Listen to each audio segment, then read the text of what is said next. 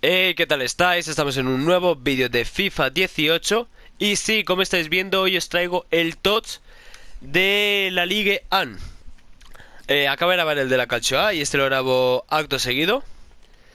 Y como siempre, no lo he puesto, mierda, se me había olvidado.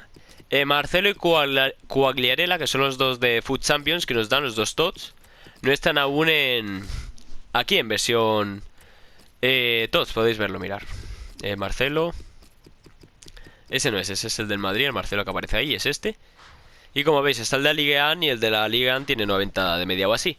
Pero claro, si lo ponéis aquí, pues no tenéis ningún problema. De hecho, este de aquí, bueno, claro, porque es francés. Pero no tenéis ningún problema de química.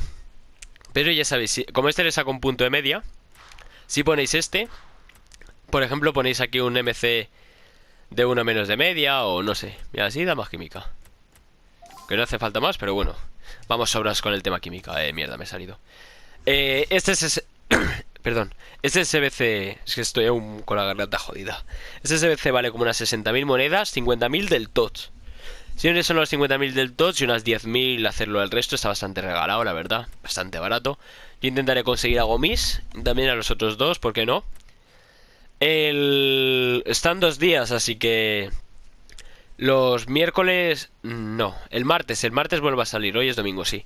Vale, pues empiezo a decirlo a los jugadores. Empezamos con Balotelli, Tep, Diarra, Mota, Verdi, Envila, Val, Thomas, Baise, Debuchy y Hurtado.